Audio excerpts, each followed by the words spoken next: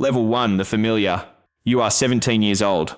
You petition the tribunal in Seville. You want the badge. You want the right to bear steel. Clerks pull your family's baptismal record. They trace 4 generations back on both sides.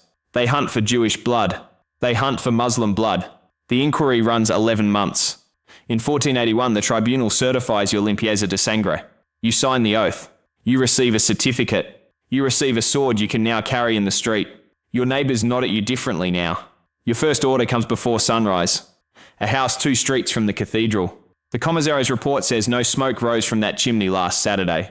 You knock twice. No answer. You force the latch.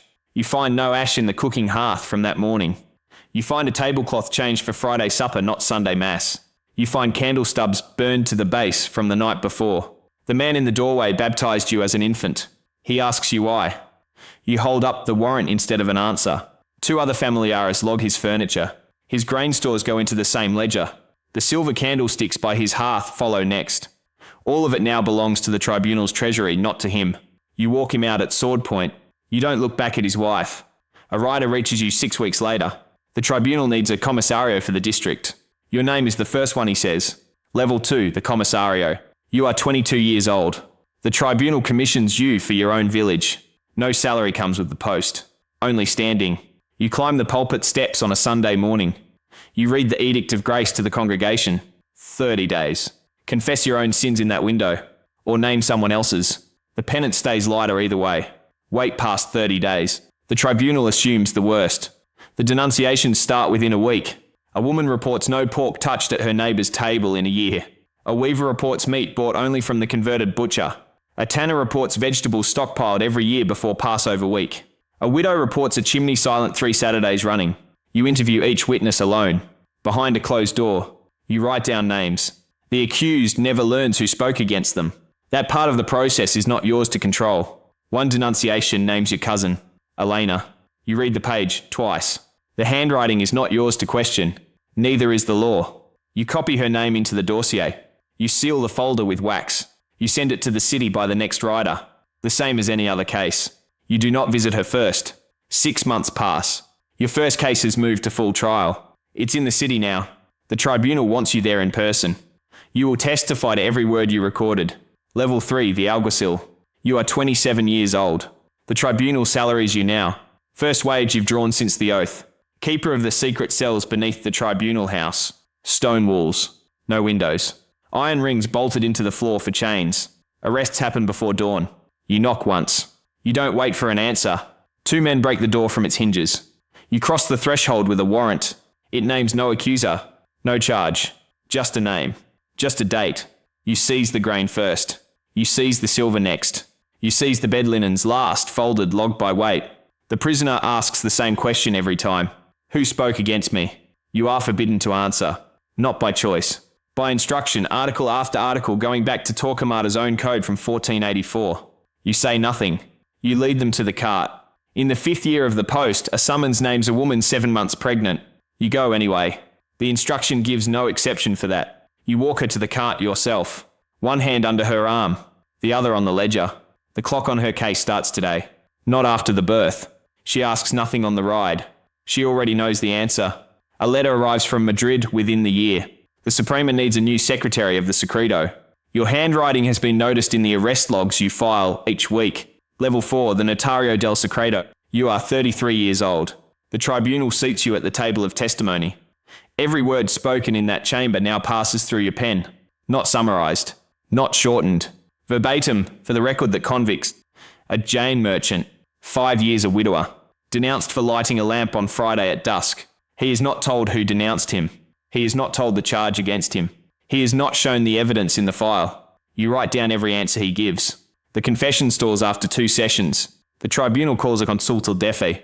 2 inquisitors sit. 3 consultors join them. All must vote the same way. A single dissent ends the motion. Unanimous in favour of torture. You record the method chosen. The toca. Water, not the rope. The executioner binds the merchant to the frame. A cloth goes down his throat. A jar of water follows it, slow, meant to simulate drowning. You count the pause from your table. 6. He confesses on the 7th. Doctrine requires 1 line in the transcript. It doesn't matter if it's true. You write it anyway. The confession is true, freely given, not extracted by force of torment. Your hand doesn't shake. It isn't supposed to. The calificadores read your transcripts that winter. They request you for their table. Your Latin is clean. Your memory for the 1484 code is better than theirs. Level 5, the calificator. You are 40 years old. 10 theologians share the table now. You are one of them. You weigh every phrase against Torquemada's 28 articles, not the person who spoke it. You classify a tailor's joke about fasting, minor or fine. You classify a servant's line about saints, negligent, a warning. You classify a vintner's silence during a psalm, worth watching, nothing more. The vintner's file returns within the year. Heavier this time. He is accused now by testimony from one witness only. You read the denunciation twice. The witness lost a lawsuit to the vintner's family 2 years earlier. You note the conflict in the margin. Nobody asked you to remove the case for it. No body has ever surfaced. No second witness has come forward in 14 months. The 2 confessions already in the folder were both taken after the potro. The pattern matches a case from 14 years back. LaGuardia, 1490. A missing child. A trial with no corpse ever found. You know the shape of a fabricated case. You sign the classification anyway. Heresy confirmed to unanimous with your 2 colleagues at the table. You say nothing about what you noticed. Your signature goes into the file that outlives you. Word reaches the tribunal by spring. The fiscal's chair sits empty. Someone is needed to argue these files aloud. In the chamber. Not just rule on them from a desk. Level 6, the fiscal. You are 47 years old. The tribunal hands you the prosecutor's chair. Speak the case aloud, not just file it. Every dossier a commissario ever wrote. Every line a notario ever recorded. Every ruling a calificator ever signed. All of it becomes your opening argument. A Toledo silk merchant, 22 years in trade, accused on 4 separate testimonies. The defense lawyer stands across from you. Court appointed. Unpaid. Blind to half the file. He doesn't know the accuser's names. He doesn't know which testimony came first. You know both. You use both. The merchant denies every charge for 3 sessions straight. You request the vote. The tribunal grants torture in your name, not the judge's alone. The executioner leads him to the potro. The ropes cinch his wrists to the frame. His shawls come out of socket on the second turn of the crank. He confesses on the third. You built the case. You called the vote. You watch the confession land in the transcript, word for word. You know exactly how it got there. 47 years old this spring. The 1484 code sets the bar for a judge's seat. 40 years minimum. A doctorate in theology or canon law. You cleared both thresholds years ago. The tribunal only just noticed. Level 7, the Inquisitor. You are 55 years old. The tribunal seats 2 inquisitors per court. You are one of them now. 40 was the age floor. A doctorate in canon law was the second bar. You cleared both years ago. 1 inquisitor rides the visitor circuit. This year, that's you. 6 outlying towns in 4 months. You hold hearings in borrowed rooms. You collect denunciations no commissario has filed yet. The tribunal calls an auto de fe for autumn. You climb the platform first. The opening sermon is yours to give. Every man over 14 must attend. Every woman over 12 must attend. The crowd fills the square before you finish the first line. 23 names go through sentencing that day. 11 get the San Benito, a fine attached. 6 get the galleys confiscation attached. 6 get relaxation to the secular arm. 1 man among the 6 repents in his final hour. You order the garrote first. Bloodless death before the flame reaches him. Mercy, on paper. The woman chained beside him does not repent. She burns while still conscious. Your sermon called this justice an hour earlier. 23 files close under your signature by sundown. The tally reaches Madrid by December. Highest in the district in a decade. A letter follows in February. The Suprema has an open chair. Your name is the one attached to the highest number. Level 8, the Suprema Councillor. You are 63 years old. Madrid seats you at the council table. 6 men here, sometimes 10, all named by the crown. The Inquisitor General presides. You do not. Mornings are for matters of faith. Tuesday afternoons handle bigamy. Thursday afternoons handle witchcraft. Saturday afternoons handle conduct unbecoming a Christian. The council sits 6 days a week. Holidays accepted. A provincial tribunal appeals a death sentence in your second month. You read the file alone before the session. A Zaragoza wool merchant condemned on 2 witnesses, one of them a debtor to the accused. You flag the debt in the margin, same as you once did as a calificator. Nobody at this table asks you to remove the case for it either. The council votes to uphold. 5 hands, then yours. Overturning the sentence means admitting the tribunal that trained you got it wrong on the evidence.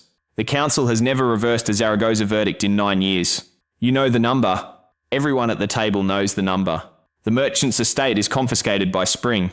His widow petitions for a portion of it back. The council denies the petition in one sentence, unsigned by any single name. The Holy Office keeps no fixed budget of its own.